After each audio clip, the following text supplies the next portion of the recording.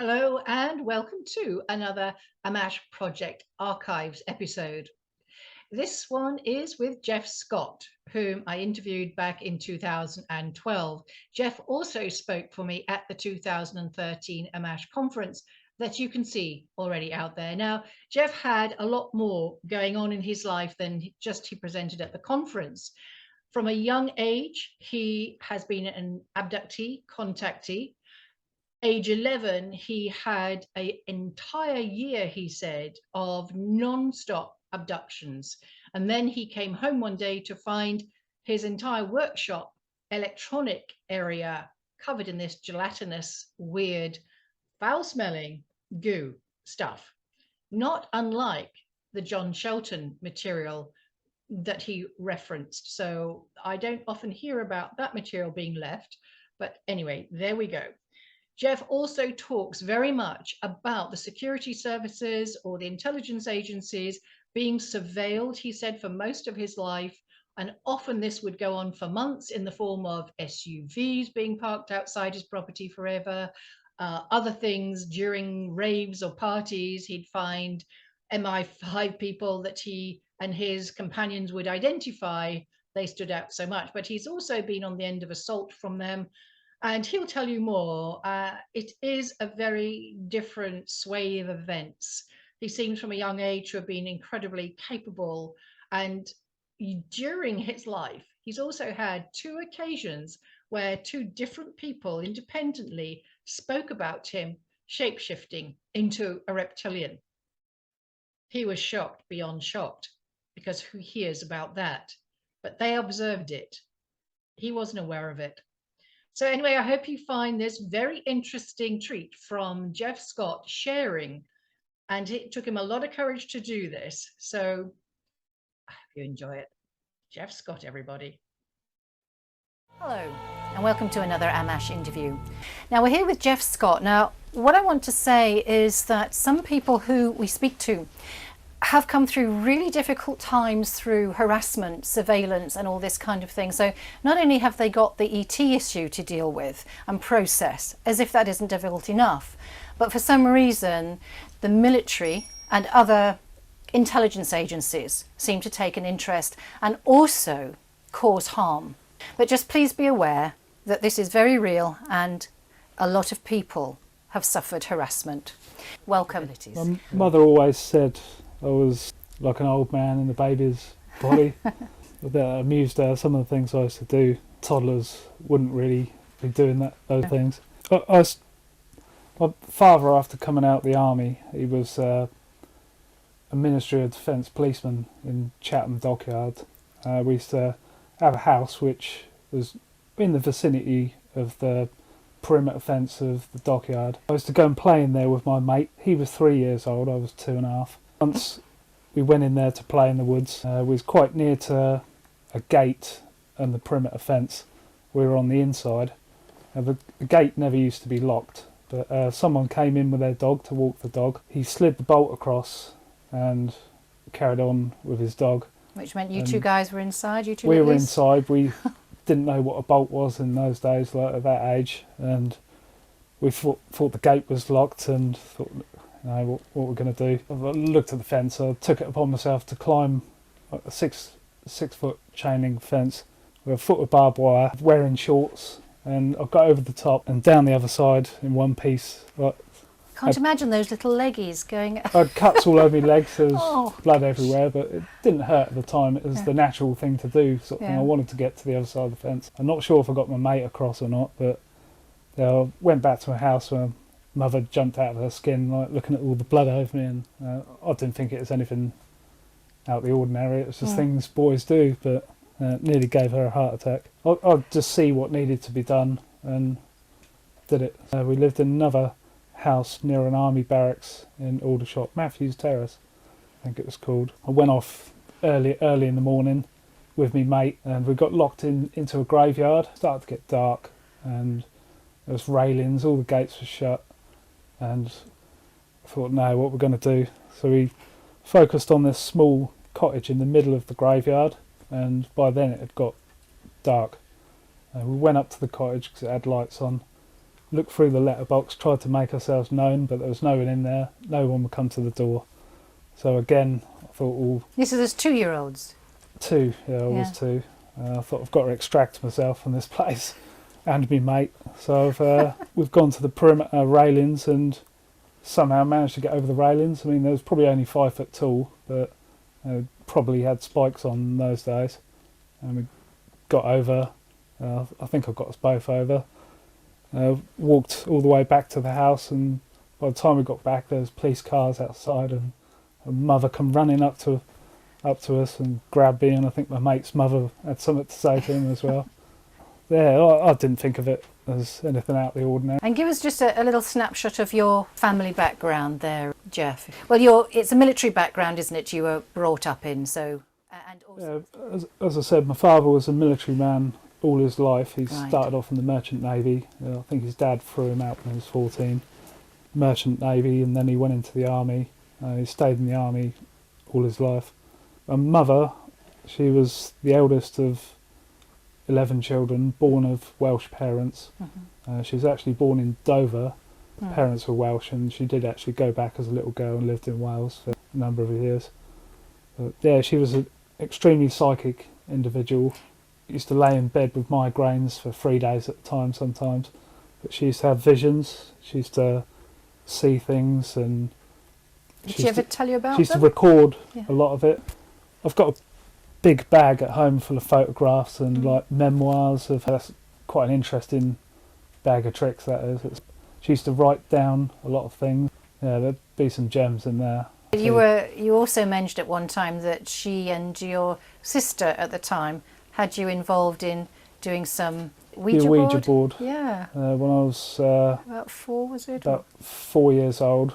Mm-hmm. Lived in another place in Chatham.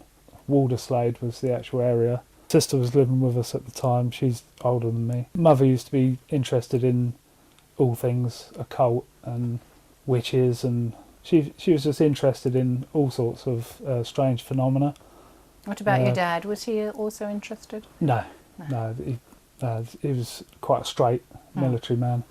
One day, my sister and my mother, one day in particular, they've got me involved with doing this Ouija board situation, and with all the letters around it.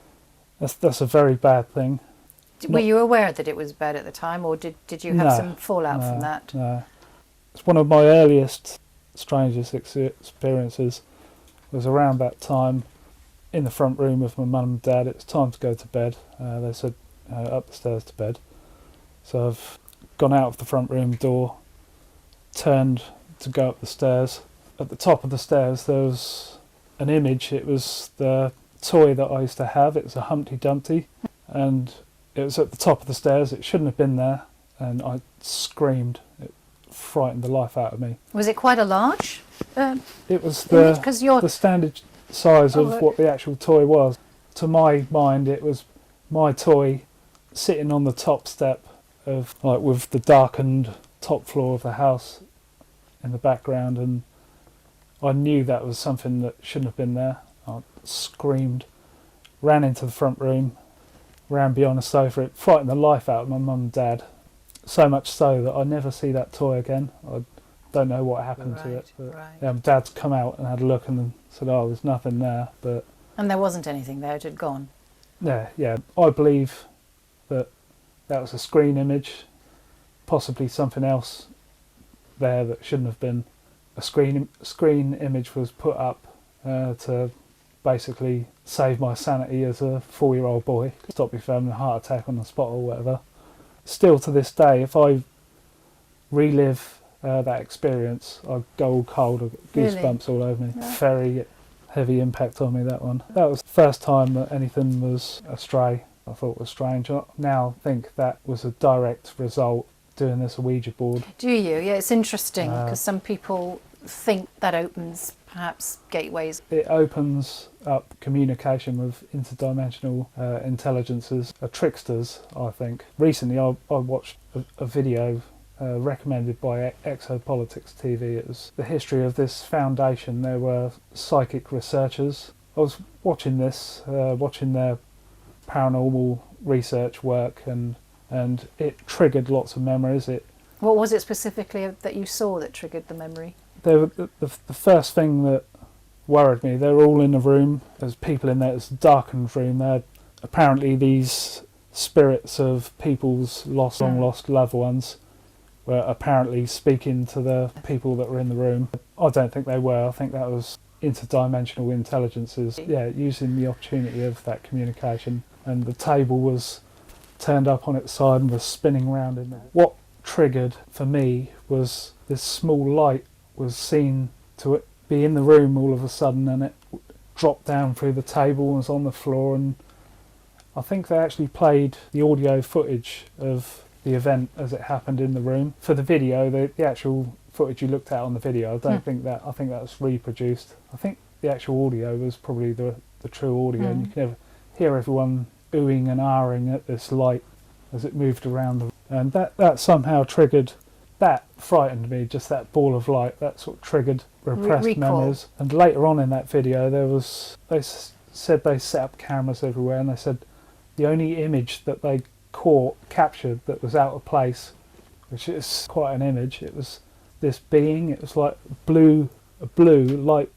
light being, huge almond eyes, and it was just sort of caught on camera. Yeah, that frightened me. Those two things struck a chord with me. And so do you think that chord was memories of past association being? At the time when I was 4 years old, my mum used to dabble with the Ouija board. I think things happened then which I had no conscious recollection of at the time, and which will probably come out or may not, but they're there and happened. Would it be about the 11 years old or a little bit before then that you were beginning to have the next time thing major happened in my life was when I was 11. I just started a new school, obviously secondary school. Funnily enough, it was the year they legalised FM CB radios, and everyone that was anyone, every man his brother had a CB, everyone had one. I had a CB, had a helically wound aerial in the loft space. There was a top-loaded helically wound 5-foot whip, fiberglass whip, with a ground plane, massive ground plane. I used to have a table full of electronics in the room, CB radio. And when I used to go to bed at night, I used to turn the light out, try to go to bed.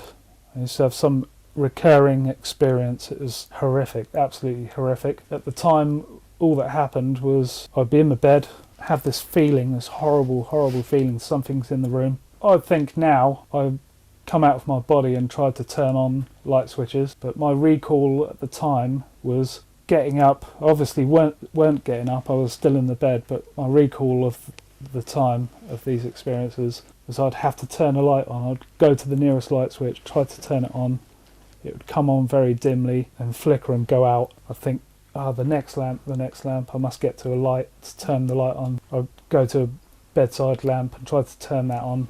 The bulb wouldn't work. It was frustrated trying to turn on a light in this room because I knew I needed to see what was around me. And yeah, that was it. I'd have that several times a week. Really? And whatever this was in this room, did this feel, was it scary because it was something in the room and that's scary enough? Or did it have another element to it? Would you be aware? It was just a feeling of there being something in the room and something very bad was going to happen. It was terrifying. It was horrific. So the feeling was definitely then quite malevolent by the sounds of it. It was horrific. It was very, very bad. Did you tell your parents? I knew that something bad was going to happen. At the time, my father and mother had split up and I was living just with my dad. So he was quite a straight military man. He would have had none of it. But at the time, I didn't realise anything was happening. All I knew was I'd go to bed, have these horrific experiences, and it'd be the next morning, get up, go to school. How were you at school? Emotionally dishevelled. I was quite withdrawn, I was quiet. I believe it was directly to do with that. Yeah. This used to happen sometimes, probably several times a week. I used to visit my mum once a fortnight, once a week sometimes. I never used to speak to her. Right. It's something that you just don't realise it's happening. You have no just recollection that anything's bad happening. You just go to bed, deal with whatever happens and get up and go through your day. Was it around this time that you talked about there being some residue of some material? Now, I can't quite recall the events of that. I was 11. These experiences happened extremely regularly, and it was for the whole of my 11th year, basically.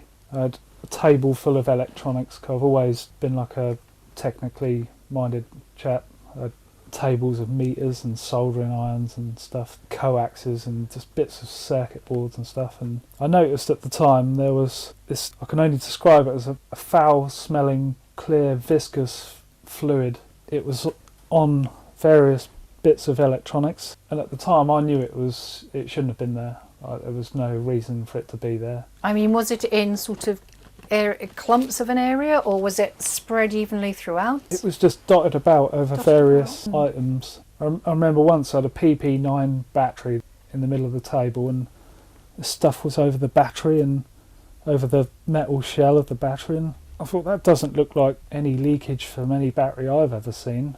I remember thinking, no, it's over this cable, and this cable's up here. So did it actually get to be on the plugs on the wall? I only noticed it on this table, but it was foul smelling. And can you describe what kind of a smell would be foul? I mean, rotten eggs, sulphuric, or ammonia? No. If you've ever dealt with bits of metal that have been outside and have oxidised, or wet iron, if you left a piece of iron out, the whole of this period I was having these abduction experiences. Now I know that there are abduction experiences. But at the time you didn't have any memory of them? But it was extremely irregular. Yeah. It was several times a week, and it just happened week after week after week, and it was exhausting. For most of my 11th year, I'd say, and it wasn't good. Very disruptive. Exactly. It was in like small patches over different bits of electronics and on cables, and I knew it shouldn't have been there, and obviously at the time I didn't know what it was. It was foul smelling, metallic, clear and viscous. Since heard researchers speaking about cases of alien visitation where a similar thing has been found. I've noticed and did that happen a lot? I noticed it on my electronics. Frequently? I only really noticed it the once, but it was there and it's there. Yeah. Right. Oh, did it? Yeah, no, it didn't just appear one day and then was gone the next. Something that I had to wipe off and clean bits and pieces with a cloth. It didn't dissipate or disappear. But yeah, I've heard reference to the foul, metallic smelling, clear viscous fluid recently. And so you were saying that these experiences I've connected that and thought, oh, I've seen that firsthand. Used to happen several times a week. These experiences happened several times a week. And as an 11-year-old, most of my 11th year. Yeah, you weren't aware that it was anything else but this disruption. Yeah. Becoming withdrawn at school. And what I've found out recently, what sort of came to me is you could be abducted and you will never know about it. You won't notice anything strange. Maybe sort of several years later where you go to hypnotic regression sessions, and then people will say, oh yeah, you experienced this when you were I heard one recently, some couple of ladies, they were somewhere in America, and they went to, in the middle of the desert somewhere, there was this small petrol station. It was a really strange situation, and they met this tall, blonde chap. They had an interaction with him and spoke about something, and he ended up walking off into the night.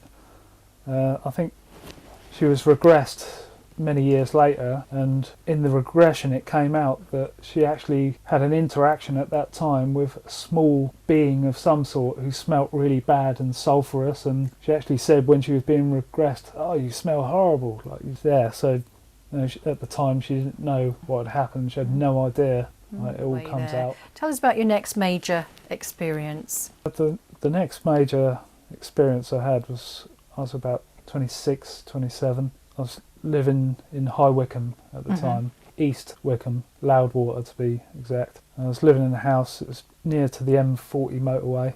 I'm in bed, first thing I knew that anything was astray was bang, I'm suddenly awake, I'm horizontal, trying to scream. I've got this yellow beam that's about 10 inches across, and it was coming from the ceiling down to my foot.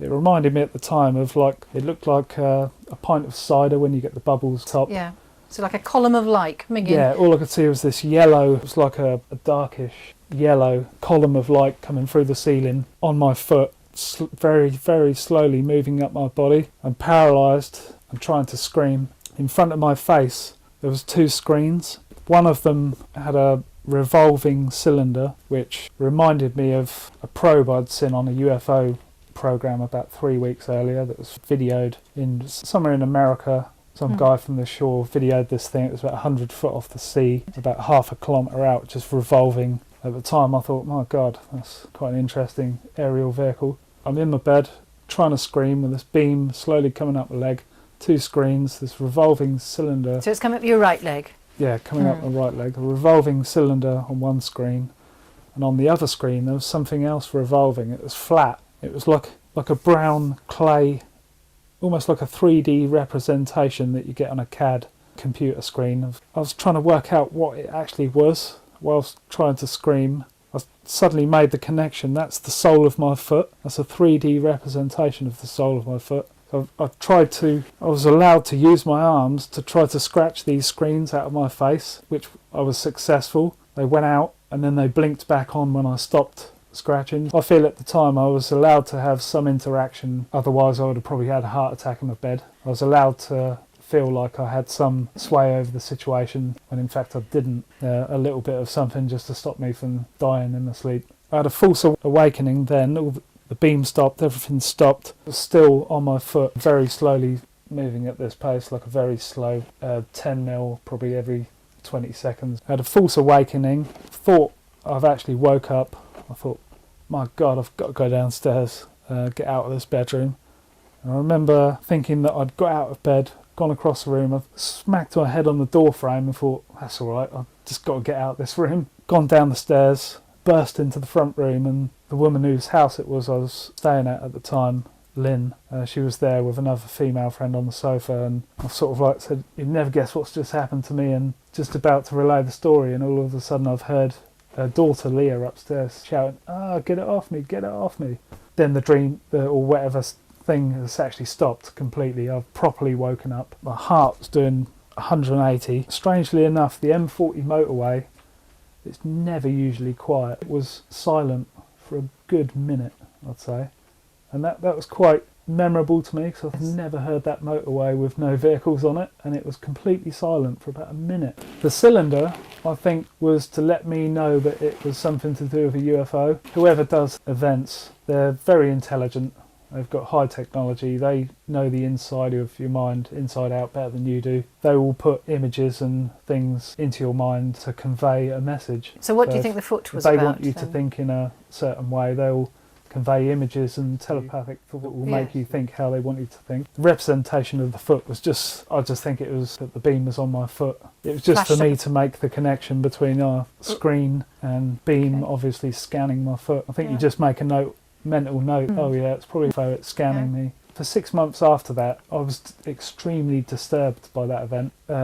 Disturbing of my psyche lasted about 6 months. Immediately after that happened, I think whatever happened that night, something like a seed was put into my mind. It was like an education, a one-stop education done in a couple of seconds. After that point, I always used to be afraid of creepy crawlers and spiders and that, and I used to kill them on sight. But after that night, completely, overnight, I was completely different. So I see it.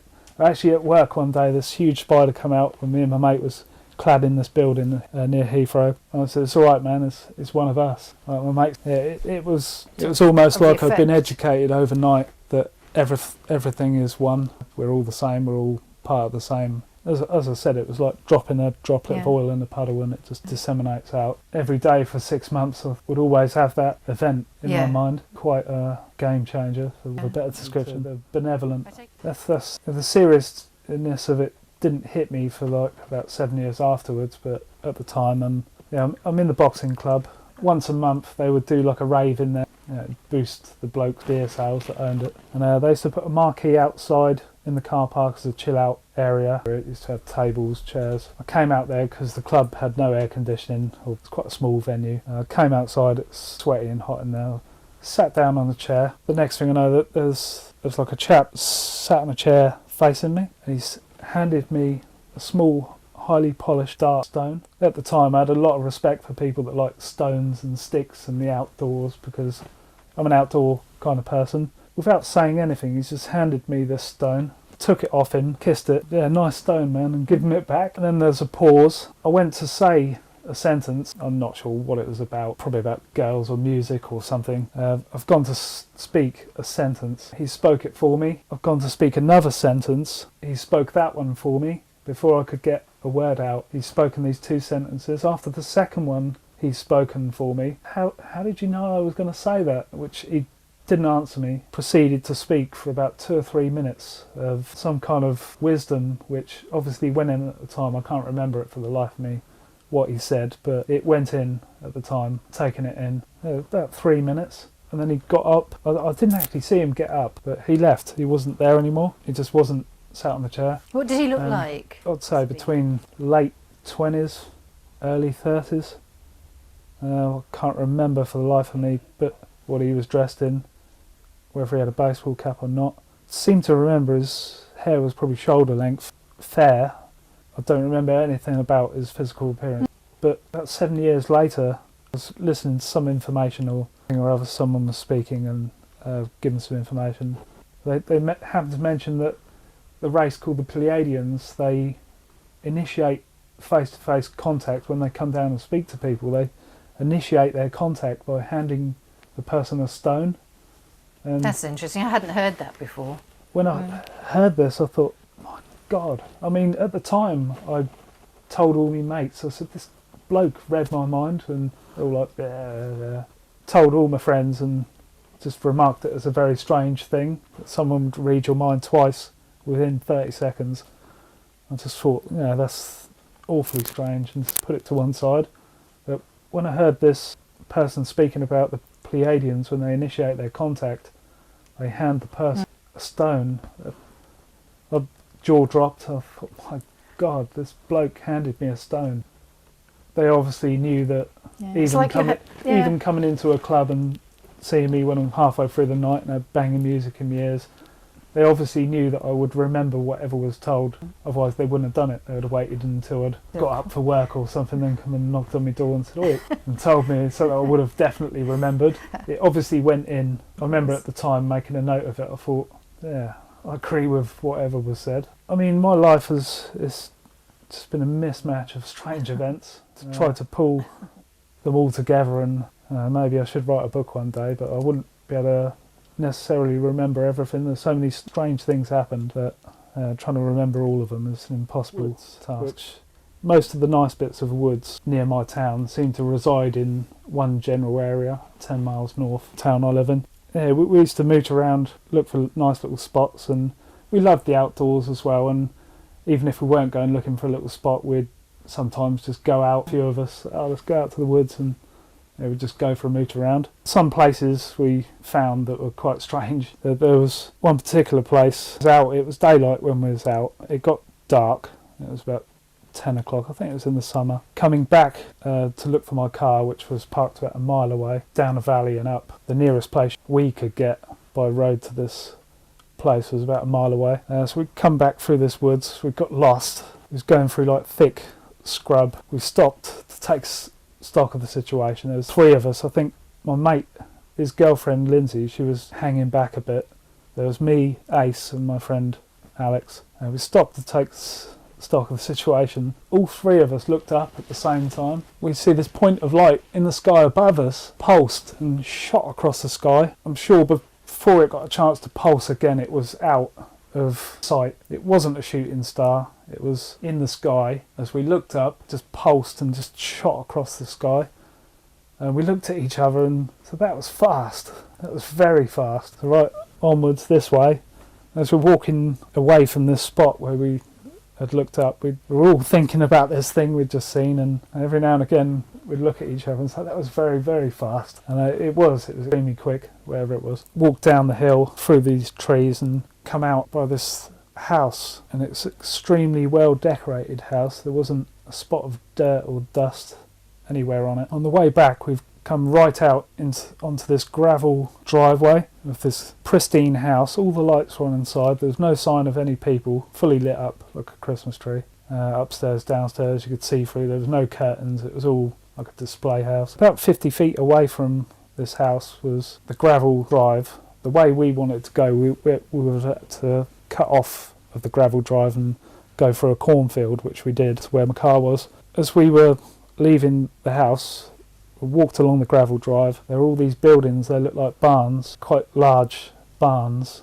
There'd be about 6 or 7 of them dotted about on this really short, well-kept grass. They had no windows. In the mortar joint of the brickwork, this white flash came from one of the barns.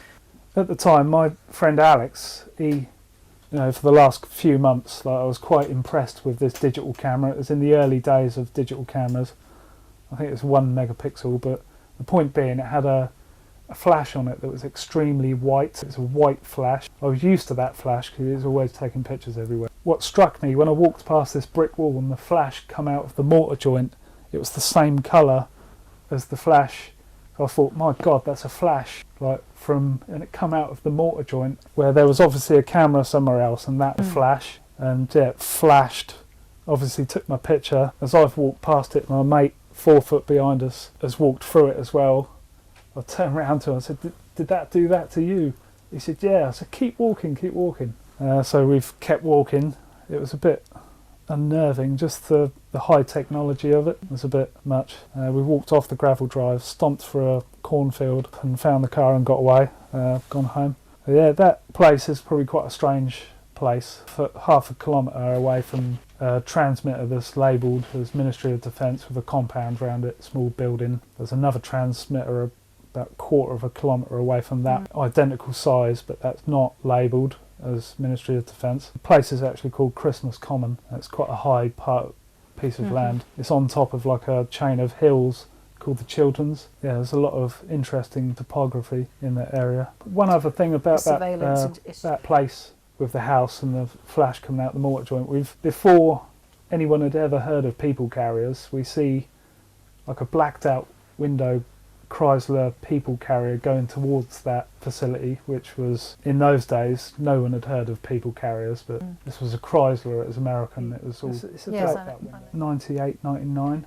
98, 99. And my mate tried to get into this area because he said there's some interesting bits where he'd like to put a party on. He said he could not get a vehicle into this area. There was a house there, and we see this blacked out people carrier going towards this house. I think it's on another day that we see that. But yeah, it's quite strange how that vehicle actually got in there, because he couldn't see a way in there. Probably have to come through someone's estate in order to get into this area. But there was another time we was going for a mooch about in the forest. You're in the woods again, are we? Is that right? Yeah, we've gone there originally after looking at a map to see this earthwork called Grimm's Ditch. Now, all it is a ditch covered by undergrowth, and on the map it's just a very strange ancient earthwork. On an ordnance survey map you would see bits of it over here, you'll see them over here. It's just a very large earthwork. It's so unnerving to the old people that used to be there a couple of 100 years ago that they've named it Grimm's Ditch. Grimm's another word for the devil. Obviously thought, my God, this has been here for years, it must be work of the devil. We thought we'd go and have a look at it one day, and I drove up there again, my car again, parked in this woods. We've gone past, to get into this woods, we've gone past another one of these pristine picture box painted houses. Meant to look like someone's house, but I don't think they're proper residences. I think there was 4 of us. I actually see one of my friends and questioned him about this, about yesterday I think it was. Headed down to this Grimm's Ditch, gone into all this undergrowth, and thought, right, we're in Grimm's Ditch, we'll start walking along and see where it goes. All of a sudden, this, at the time, it was pretty obvious. It was a military observer was sent in, pretending to look like he was jogging, undergrowth, brambles and that, and he was having a hard job trying to make it look believable. As he went past us, trying to step over these brambles, we all looked at each other and thought, no, who so is this he bloke? seemed out of place. Yeah, completely out of place. We've gone through the rest of this bit of ditch and cut back out and thought, we'll go through this woods and then get back to the car. I've crunched through this woods, gone to get to my car. There's a pickup truck blocking me in. So we've gone up to it. There was a bloke standing there, military moustache, quite a rough looking character, looked like an SAS man. I've walked up to my car with the keys out. I said, all right mate, I'll get my motor out. There was a big pause. And he said, yours is it? I said, yeah. I said, there's the keys, the mobiliser on it, all the doors are locked. He said, it could have been stolen. I said, oh no, it's all locked up. That's the keys. You can try them in it if you want. He said, big pause again. He said, where you been then? And my mate was quite a cheeky chappy. He said to me, ask him where he's been. Right, and the bloke looked at my mate like he would kill him with his bare hands. He had quite a serious look on his face. Again, he turned to me. He said, just how far up that hill did you go? I said, sorry man, we didn't go nowhere near your compound. We just came through this woods because we didn't want to go back the way we came because it was quite brambly. But what he was referring to, what I referred to, he just said, how far up that hill did you go? Which we didn't go up a hill. I said, we didn't go nowhere near your compound, man. There was like a razor wire compound on the hill with some sort of like above ground machinery, all in grey, anomalous grey paint. Right. Yeah, as I said, the car was blocked in. There was some searching questions about how near we got to a certain compound up the hill. And the bloke paused and just didn't say anything. I said, it's all right if I get my car out then. And he still didn't say anything. He just stood there. All of a sudden, helicopters about 70 to 80 foot off the ground. I mean, I work on buildings, know how high a building is, what it looks like, an 80-foot building or a 100 building. It was a black, like the Bell Jet Ranger that you used to get in James Bond films. It's one of those. It was about 70 to 80 foot off the floor. It comes straight over our head. It spun around about 80 metres from us and then come back for a pass straight over us as we all stood there next to my car. Yeah, we all looked up at it, thought, my God, what's going to happen next? As soon as it had gone over for the pass, the man got in his car, moved it out of the way, and we were allowed to go. But yeah, this helicopter, it was jet black, it had loads of things bolted to the skids, to the underside, loads of like big, obviously, cameras and right, so they were coming around to take pictures. We had our pictures taken. Right. Yeah, we was allowed to go. The way out of there, we've gone down the road about half a mile. We should have really gone straight on down this road. We were looking on the map at other Roman bits and pieces in the area. I said, hold on, let's go down here. Like, I think my mate was reading the map I was driving. So I was a Roman blah blah, so we've stopped, gone down a side road that we wouldn't have normally have gone down, would have gone straight on. We've gone into this side country lane and there was a bloke sat on a motorbike.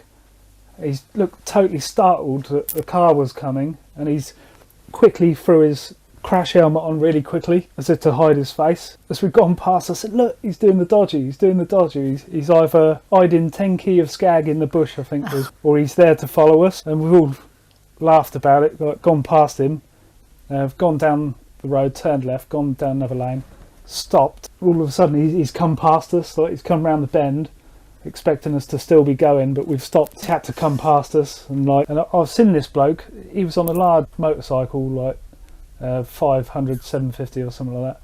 I see him again a couple of months later, near to the other place, Christmas Common, and he was then sat on a small 125 with an L plate on it. And I remember he had an open face crash helmet this time. He was just parked by the side of the road while we was mooching about in this area. I said, that's that bloke from a week. And yeah, he had like a Shakespearean kind of beard. It's about 50 odd. Yeah, I thought it quite strange that he was on a bike with a small 125 with an L plate on, when the other week he'd been on the big 750 or whatever. Jeff recalls his visit to Manchester on a job where he experienced a strange event that left him with physical scarring. I went to work in Manchester to repair the so-called IRA bomb damage, which was probably just an inside job, like generate the town centre. It was probably security services planted the device. I worked on the roof of the Marks and Spencer's 6-storey building.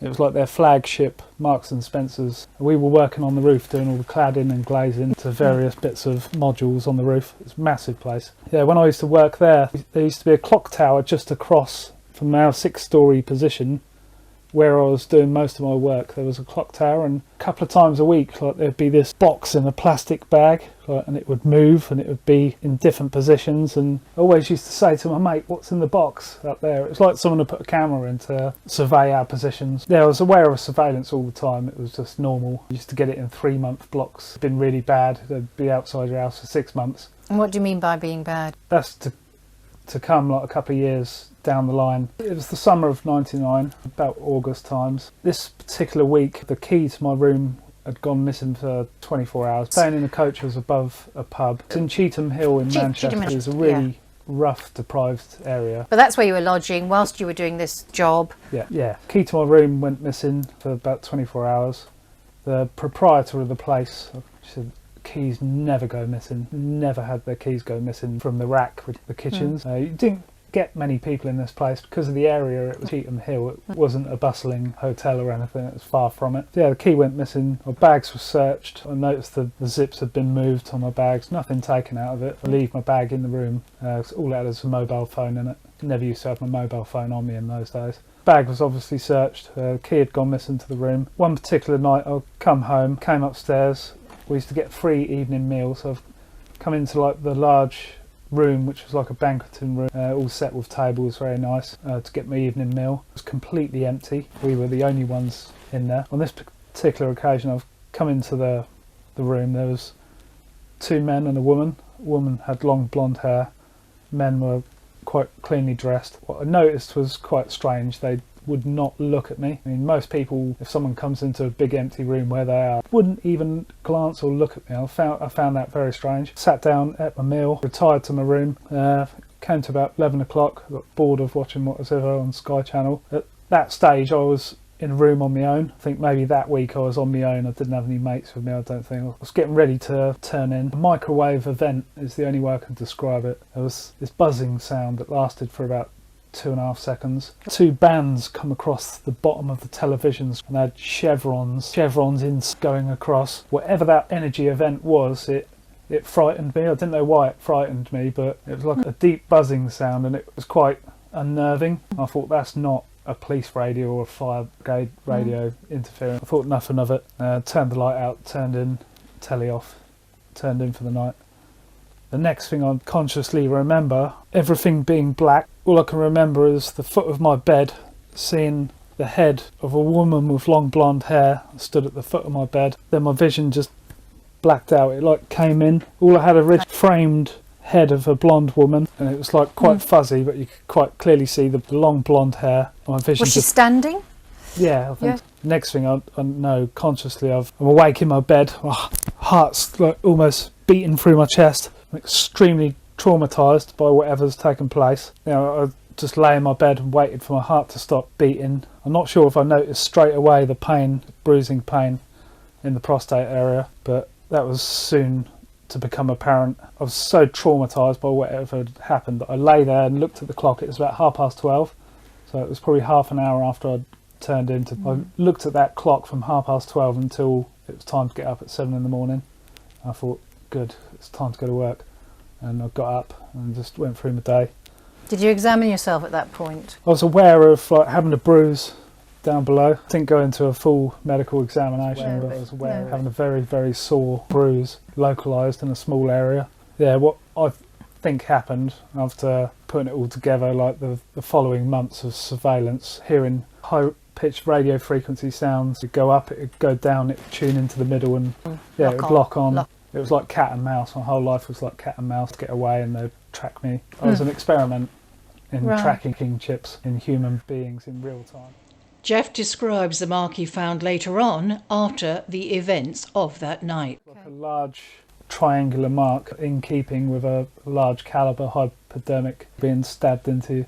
Yeah, that wasn't very nice. And how long did it take to recover from that assault? It never really has. I've still got the chip inside me as far as I know. Bruising, just like a normal deep bruise would probably take a week or so. Yeah, I was used as an experiment, hounded from pillar to post. I couldn't get away. Do you know why that may be? Why you were targeted? Well, I believed it was because seen too many of these secret facilities. Seems like a good target. They'll leech onto you and just do what they got to do.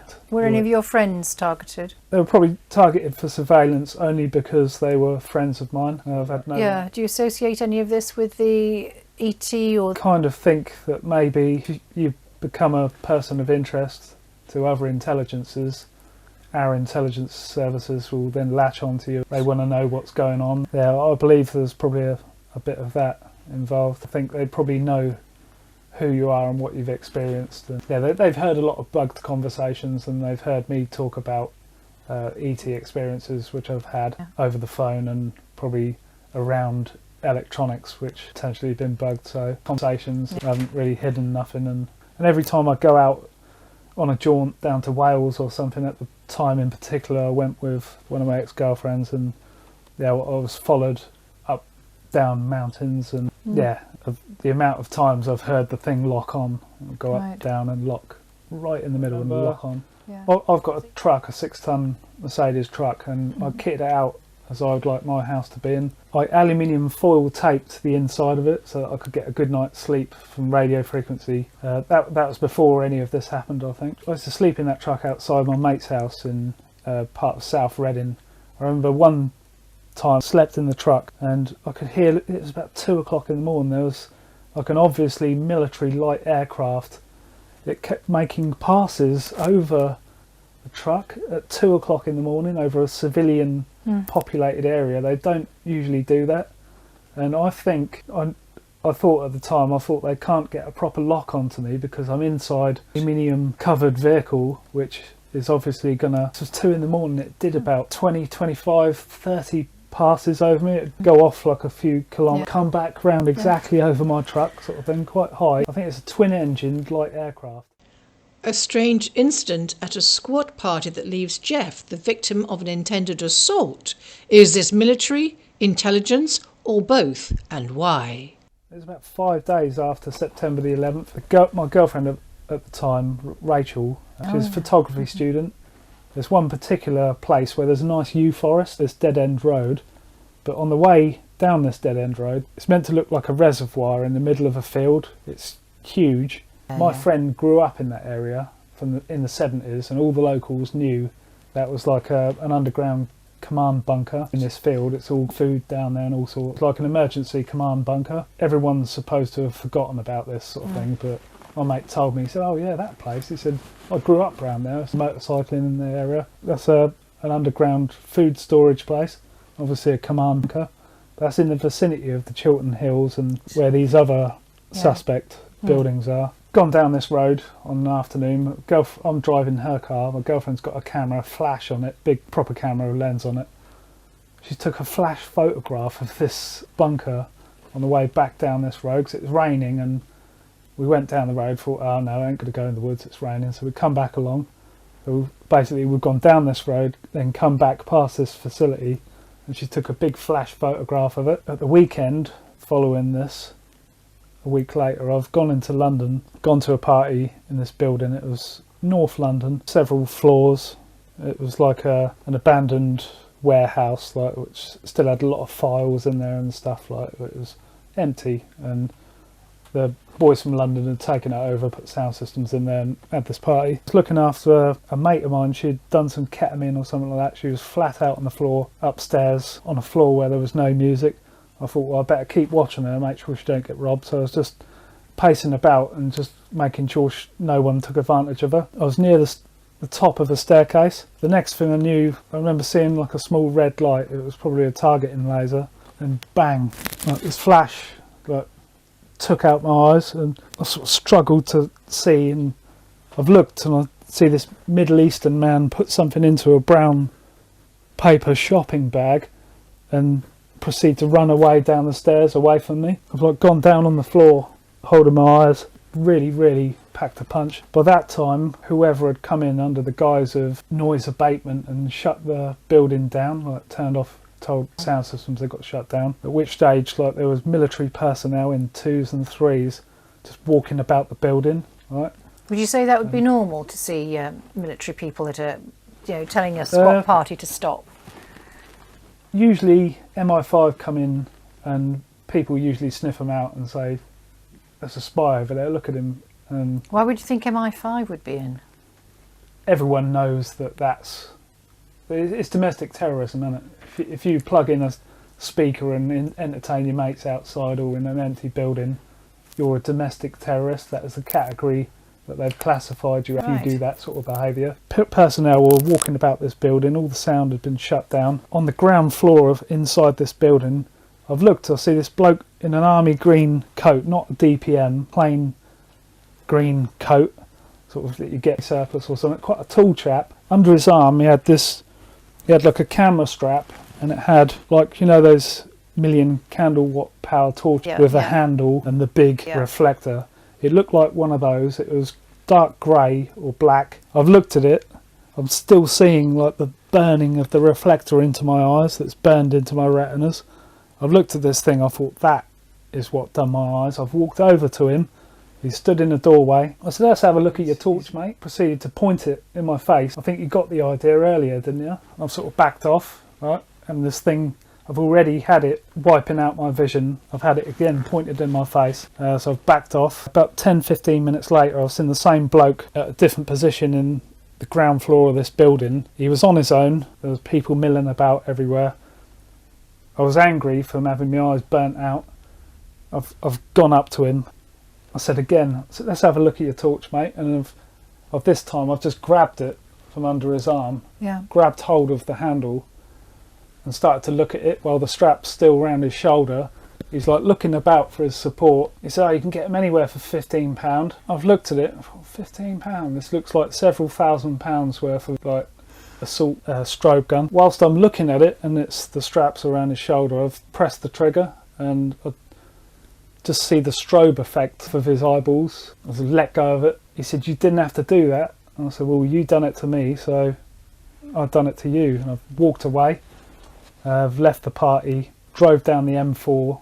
I was aware of like a Land Rover weaving in and out of traffic to follow me down the M4, and that was the start of 6 months surveillance. They really didn't like that. The fact that I'd taken one of their weapons out of their hands and used it on them innocently. Like, man told me it was a £15 torch. It was a warning not to take pictures of things that you shouldn't. You've seen too much, now we're going to burn your eyes out. And I might add, it took a year for the burns on my eyes to heal. For the next fortnight after it happened, it was like having a toothache in each eyeball. It's horrific. I spent a couple of years thinking I was going to go blind. I went to an optician and he said, well, you've just had like a massive amount of light put in your eyes. When you're older, you might get cataracts a little bit earlier than what you would have. Wasn't something like that used on Henry Poole, like by someone in the underpass? Like, I heard reference to a strobe flash gun that was used. Jeff and his girlfriend are awoken by an anomalous experience. Probably Christmas '99. Went out for a couple of drinks together, staying at her house, gone to bed. It was her father's house. Woke up exactly the same time as each other. Both sat up in bed exactly the same time. Within even 20 seconds of waking up, Rachel said, my arm. I looked straight at upper left arm. There was like 3 needle marks in a triangle formation, 6 mil across. 3 needle marks, and you could see they were blatantly needle marks. And I've looked at her arm. I think she said, you got a nosebleed. And I had blood streamed down my face and I had to get out the tissue. So yeah, within a minute of waking up, like, she's noticed like 3 holes in her arm. All of a sudden I've instantly had a nosebleed, which that was at the height of the surveillance. So I can't help thinking there's some sort of, if not collusion, between intelligence services and ETs, or I don't know what, or that intelligence services have got access to technology where they can come into your interdimensional technology. They can come in and just do whatever they've got to do to you and just leave. When they use that sort of technology, I think it's got to be either ETs or it's in collusion, intelligence services in cahoots with ETs. I really don't know. I don't have any answers. Adele was a girl I was seeing for about a year and a half. 2010, I took her to Cornwall. Night of our holiday in Cornwall, I said, let's go across the road into the potato field, look at the sunset. So I've got a couple of bottles of Rattler cider, a couple of cheap champagne glasses just for a laugh. Then we proceeded to look at the sunset. It's about 9 o'clock on a summer's evening. She's, all I can describe it, she's gone a bit funny. She started speaking in like childish and impish, and she had like a grin on her face, and she used to have blue eyes, and point being, she went a bit funny. She started stroking one side of my face. She said, I've watched you while you're sleeping. I She said something about me being good. She said, you don't know who you are, do you? She started stroking my face. She said, you're very good, very good. She reiterated it. I was a bit taken aback by that. She said, I've watched you while you were sleeping. I've seen you change. I was thinking, no, come on, tell me more. And she made reference to a time when I was at my friend's wedding. He had a marquee in the middle of nowhere on a bit of land, owned by someone the land was. Had a bishop there, got married to his girlfriend. We all slept in tents. Well, we didn't sleep. I was up till about 5 a.m, dancing in the tent. Yeah, about 6:30 in the morning, I've come back to the tent, just lay on the floor. And Adele had been in the tent, like she didn't have a liking for the same music as me. So I've come and crashed out in the tent, just flaked out. Well, anyway, when we were in Cornwall, she said, you don't know who you are, do you? You're very good. So I watched you while you were sleeping. I've seen the veins on your face come across your cheeks. So I've seen the light come out of your eyelids and out of your lips. Did you say what to? I should say, like, shape-shifting. Dr. Bill Deagle, he said the laws of thermodynamics don't actually allow for physical form to change, which I don't know. I don't know. I've seen transfiguration mediums, so I believe it is possible for someone to perceive another dimensional reality of yourself. So I believe that's what that was. But implying that I had light coming out of my lips, white light, and out of my eyelids, and I had like marks. The way she was describing it, she described so I had like ridges, like a reptilian or something. Okay. And is that a bit of a shock? I've taken that on board and put it to one side. And after that, she was completely. That's it. Before that incident finished, she turned round and pointed to the sun. She said, "The new sun will be over there." And she pointed to the right of it and down. She said, "We'll still have the old sun, but the new one will be there." And I thought, okay, interesting. After that, it's sort of the situation's dissipated. We've drunk our ciders and gone back to the campsite. And has she come back to normal? Has she perfectly returned? Normal, like Voice normal and and she perfectly normal. Even finishing the drinks, like finishing the sunset. Oh, let's go back to the tent. So she seemed unaware of what that transformation she'd been through. Also, 3 weeks later, I asked her. I approached the subject. I said, "Do you remember when we was in Cornwall, and you told me you'd watch me when I was sleeping, and you seen me change? What was that about?" And she just there was nothing there. It was just no conscious recollection of it. Right. And then you've seen a friend. You're saying goodbye. Yeah, I've gone round my mate Alan's house. A few beers. We race mini motors together. Like, he's a good mate of mine. Haven't seen him since the summer. But yeah, I've on the doorstep. Said goodbye to him and that. Well, a few weeks after this incident with Adele on holidays happened, I've gone round Alan's house and I told him what happened with Adele and saying she'd seen me change and watch light coming out my lips and eyelids. And he said, well, I weren't going to say anything, but he said last month or whenever it was, when I said goodbye to you on the doorstep, he said, I see you as a reptilian. I said, what? He said the full works. I was like about 7 foot tall, like just like for all intensive purposes, the predator off just like a large overpowering reptilian was what he said. It was a shocker. Like, well, I don't know how long it's because I just said, see you later, man, and sort of thing. But and he's watching the predator walk away. He's not prone to telling lies, making up stories. Like, he's an honest chap. That was a shocker. Yes. Because honestly, they spent hundreds of thousands of pounds on my surveillance, 24 hours a day, for years. Like, even now, my phone. Every phone I get, they will find out what the number is and bug it. And this is the longest I've kept the phone number for. Cut it up after a month, I think, but they always... And you were telling me at one time about a phone that you had, and this was probably after the Manchester incident. It was a Sony Ericsson. Most phones, if you put them next to a radio and your phone's active, it will make like a noise. Mine used to do it from like 25, 30 feet away to just wipe out all sorts of audio equipment.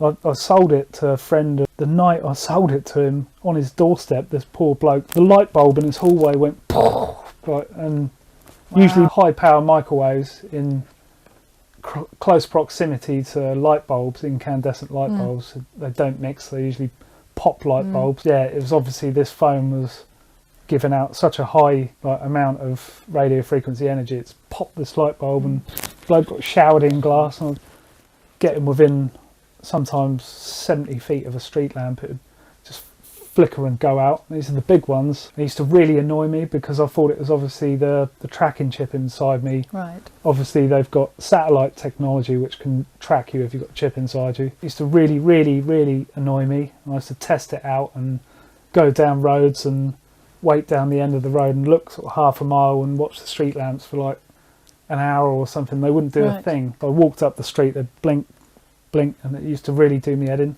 And did they come back on again? Yeah. I was looking at a website of Dr. Richard Boylan, and he had some interesting things about star seeds on there. He said that sometimes if you're tampered with as like a youngster or whatever, and his exact words, sometimes the star visitors amp up your bioelectric, and that is what wipes out these. I want to pick up on the second sun business again. Listening to an interview recently, an Andromedan representative, a Earth human representative of the Andromedan Council or something, been interviewed by Alfred Weber. This Tolek is the public persona. He said the information he'd been given that we're going to get another sun come in, and he said he was told it would be in the 4 to 5 o'clock position to our original sun. It's exactly the position of where Adele said it was, to the right and down, she pointed. I believe a lot of it, some of the higher technology end of surveillance is the NSA, the National Security Agency.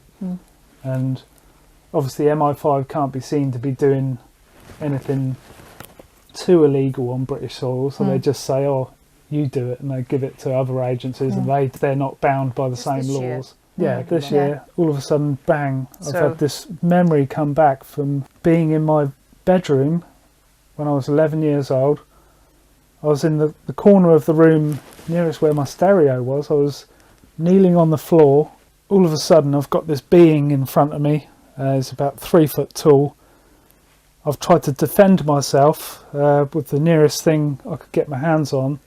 Now, at the time, I thought it's almost like remote viewing. That's the only way I can describe it. You're not seeing it through your conscious eyes. I've grabbed this. I was told in my mind this is metal, and I've tried to hit this being with this, what is a metal tray. It's about 2 foot by 10 inches wide, and I remember exactly thinking about it afterwards what this tray was. It was like a heavy steel tray with mosaic tiles on that my dad had probably got from somewhere around the world. So he used to travel widely with the military. I've picked up this tray and tried to hit this being with it. I was then telepathically told, that's not a very good idea. You shouldn't do that. So then I've gone through the thought process myself. That's not a very good idea. I shouldn't do that. And obviously I've desisted from doing that. The next thing I know, I've seen a small being run across my bedroom about 8 feet away. It's just run across my field of...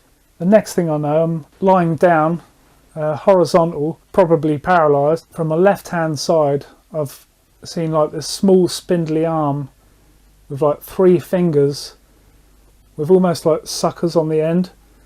I mean, it could have had 4 fingers, but all I see was 3 long fingers of this spindly terrestrial arm. And it's extended to me in friendship. That's all I can describe it as. Oh, right. It's extended out to me to see if I would either take it or not take it. At the time, I remember thinking it's extraterrestrial, it's female, it's child, which is quite interesting. I took the hand and held it. That was the end of that fragment. A couple of nights later, I had another one from the same era when I was 11 years old. I'm in my bed in the same bedroom. I remember looking at the alarm clock, which was a metal cheap alarm clock from the market with the bells on top, like a brass one. I remember looking at it thinking I must go to the loo. I've got up to go to the loo, opened my bedroom door, and in front of me there's a small being about 3 foot tall, long cloak, like a Ming the Merciless collar, and just a small bald head. That's the last thing I remember, just opening the door and being faced with that, and blank. So these memories are now really beginning to surface. So from September I've had 3 of them. The third one is I'm trying to resist the paralysis. I've actually got out of my bed, extremely traumatised. I've started to move across my bedroom with the duvet still wrapped around my head, really, really traumatised. Duvet wrapped around me. I've obviously just got up out of bed. All I can remember thinking is I'm fighting the paralysis. I need to get up.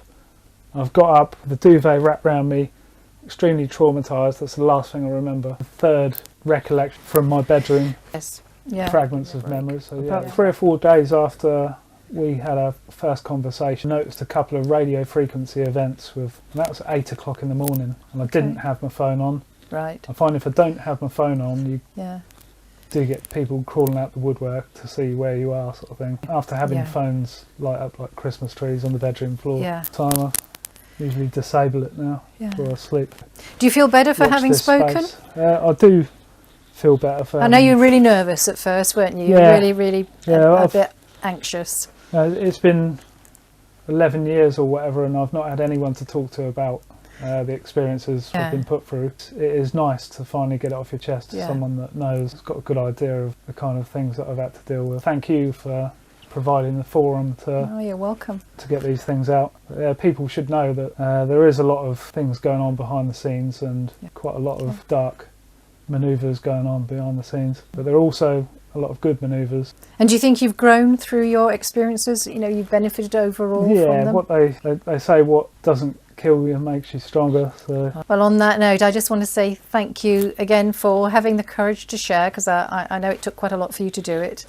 And thank you. You know, to again give courage to others to come forward and share their stories, and really appreciate it. Thanks, Jeff.